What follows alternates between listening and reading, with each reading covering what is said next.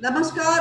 आज फिर से आपकी बात में स्वागत है। आपकी बात है जिसपे हम बार बार आप जो सुझाव देते हैं उसको आपके समक्ष लाने की कोशिश करते हैं। आप जो हमसे सुनना चाहते हैं उसी मुद्दों को, उन्हीं इश्यूज को, उन्हीं पॉलिटिकल बातों को हम लेकर आते हैं। तो आज फिर आपके सामने हाजिर हुए हैं। आपकी बात में हमारे साथ जो वरिष्ठ पत्रकार हमारे साथ जुड़े हुए हैं इस पूरी चर्चा में बातचीत करने के लिए, वो है पद्मपति शर्मा जी। बहुत ही सीनियर जर्नलिस्ट है और देश के जाने माने पत्रकारों में उनका नाम शुमार है। बहुत बहुत स्वागत है पद्मपति शर्मा जी आपका इस कार्यक्रम में। आपकी बात नमस्कार। नमस्कार अनीता। नमस्ते सर। नमस्ते सर। साथ ही जो आज का मुद्दा जो है, जो आपके सुझाव पे हम उठाने जा रहे हैं, पिछले कई दिनों से हम देख रहे हैं कि जब राजस्थान की बात चल रही थी तो बार बार हमारे पास ये मेल पे आ रहा था कि आप राहुल गांधी पे क्यों नहीं बात करते हैं, वो इस मुद्दे पे चुप क्यों है। तो राहुल गांधी को लेकर के चर्चा की बात कही जा रही थी। कई लोगों का सुझाव था कि आखिर राहुल गांधी चाहते क्या है।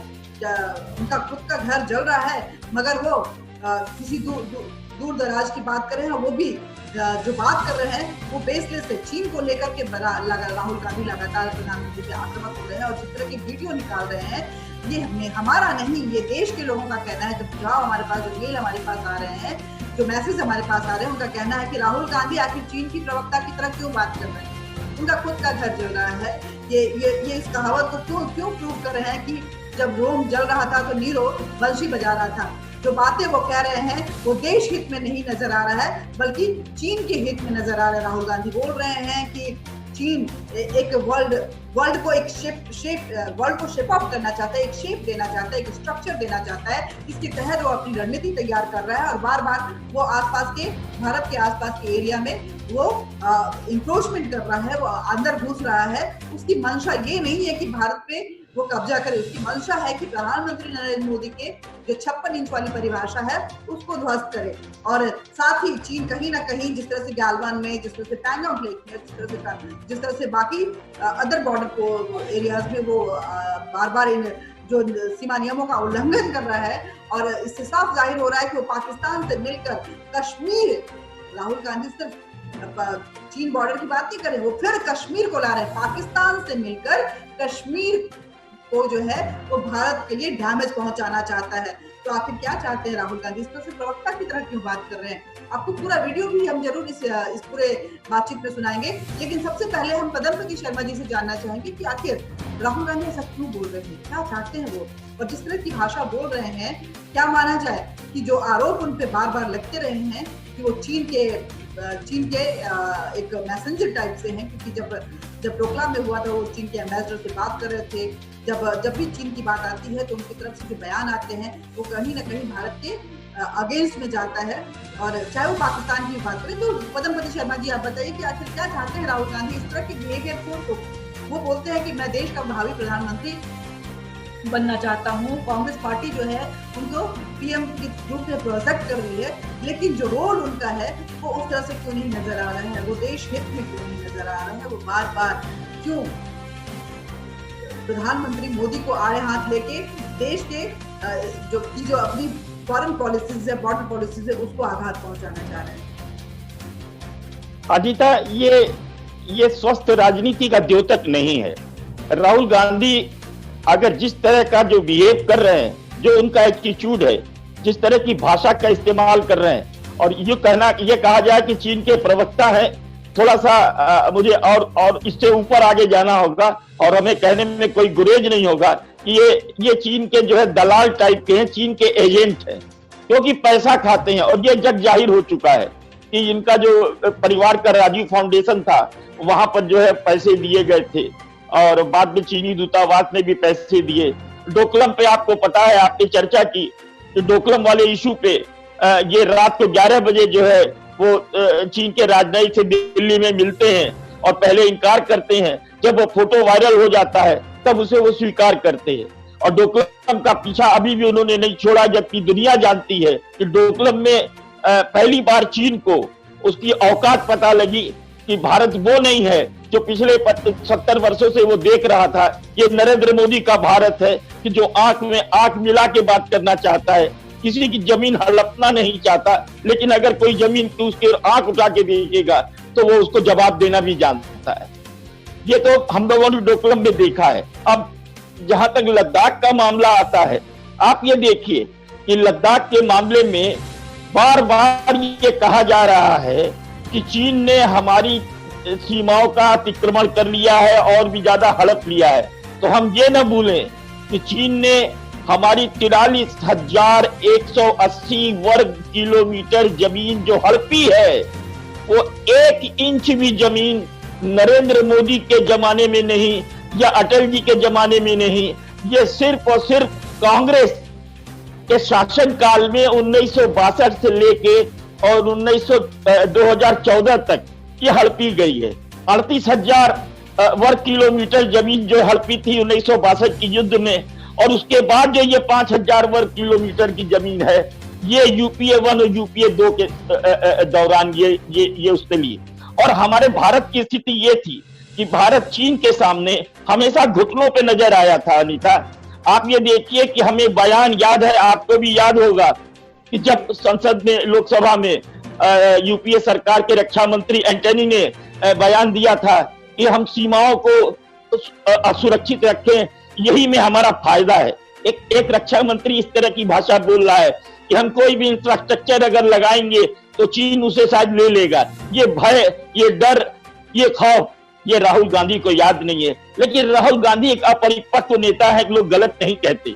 इनके बारे में जो तरह तरह के विशेषण लगाते हैं, मैं इसकी चर्चा नहीं करना चाहता। दुनिया जानती है एक कॉमेडियन है, जब वो बोलते हैं तो कोई न कोई एक कॉमेडी का नया प्रश्न तैयार हो जाता है।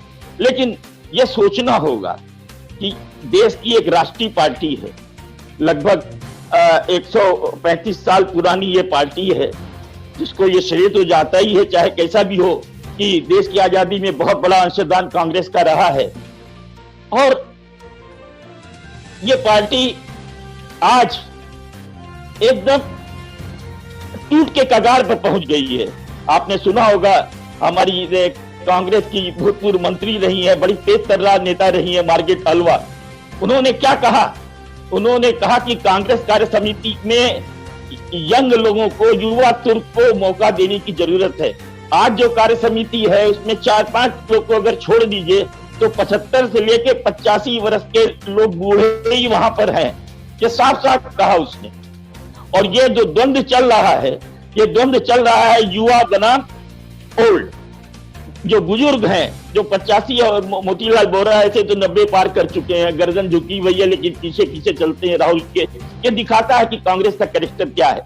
और हमें लगता है ये कि जो एटीट्यूड राहुल गांधी ने अपनाया है या जो कांग्रेस ने अपनाया, मैं तो ये राहुल गांधी और कांग्रेस कोई दो नहीं है, तो मैं तो ये कहूंगा कि एटीट्यूड जो है वो उनको कभी आगे भविष्य में प्रधानमंत्री बनाता नजर नहीं आता। देखिए, स्वस्थ राजनीति ये है कि आप देश के अहम मुद्दों पे राष्ट्र के साथ हो, देश के साथ हो, प्रधानमंत्री के साथ हो। आप कभी भी नरेंद्र मोदी को देश का प्रधानमंत्री नहीं मानते, आप केवल कहते हैं प्रधानमंत्री नरेंद्र मोदी। नरेंद्र मोदी के संग जिस तरह का संबोधन लगाते हैं वो भी कहीं न कहीं से सम्मान सूचक नहीं है, जो होना चाहिए। क्यों? क्योंकि नरेंद्र मोदी किसी भाजपा के या एनडीए के प्रधानमंत्री नहीं है, वो देश के प्रधानमंत्री हैं।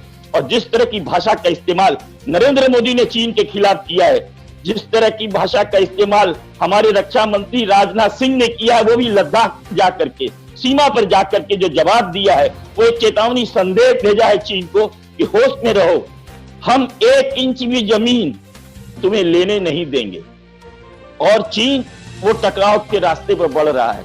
आपने देखा होगा कि अभी एक हफ्ते पहले दोनों के सैन्य जनरलों के बीच में कूटनीतिक स्तर पर भी बातचीत हुई थी, राजनयिक स्तर पर भी, और ये हुआ था कि सब जगह से हट जाएंगे, सहमति हो गई थी। लेकिन आप देखिए कि फिंगर 5 से अभी भी चीन जो है टस से मस्त नहीं हुआ है। 6 दिन हो गए हैं और उसने कुछ भी नहीं हटाया है। टकराव की स्थिति सामने आ चुकी है, लेकिन भारत भी कहीं से कमजोर नहीं है। 27 जुलाई को आप देखिए, 27 जुलाई को अनीता राफेल आ रहे हैं, और राफेल आना ये समझ लीजिए कि पाकिस्तान और चीन दोनों की नींद हराम कर देगा, क्योंकि राफेल में वो ताकत है कि उसे उसकी सीमा में जाने की जरूरत नहीं है। 150 किलोमीटर दूर से ही वो कुछ भी निशाना साध सकता है। और वो 5 या 6 जो विमान आ रहे हैं, वो 29 तारीख को हमें उम्मीद है कि वो मोर्चे पर लगाए चले जाएंगे। और जिस तरह की वार्ता चल रही है एयरफोर्स के कमांडिंग ऑफिसरों की भी जो बैठक हो रही है, उसमें इस तरह की बात हुई है कि तत्काल उनका जो प्रयोग किया जाए। दूसरी ओर आप देखिए कल क्या हुआ। ऐसी खबर आ रही है कि जब राफेल आएगा तो जो लद्दाख से सटे हुए बॉर्डर, जिसको लेकर के हमेशा चीन जो है वो बिलबिलाया रहता है कि अगर उधर तो कोई जाता है, उस तरफ कोई रुख करता है तो लेकिन जो खबर मेरे पास आ रही है, ऐसा माना जा रहा है कि राफेल को जिस तरह से हरक्यूलिस को और ग्लोबमास्टर को दौलत बेग ओल्डी के एयरबेस पे एक बार उतारा गया था। राफेल को भी वहां पे एक बार वहां उस जमीन को चूमेगा राफेल और अपने अपने अपने शक्ति को दिखाएगा कि अपने कराते हुए फिर से अपने बेस पे आएगा। सारी चीजों पे फिर हम आगे भी बात करेंगे पद्मपति जी, लेकिन आगे बढ़ने से पहले हम आपको वो वीडियो जरूर सुनाएंगे कि क्या कह रहे हैं राहुल गांधी, किस शेप अप की बात कर रहे हैं, और पूरे वीडियो को जब आप सुनेंगे तो कैसा आप महसूस करें कि ऐसा क्यों बोल रहा है एक भारत का लीडर ऐसा क्यों बोल रहा है। तो आप उस वीडियो को जरूर सुनेंगे। It is not simply a border issue. The worry I have is that Chinese are sitting in our territory today.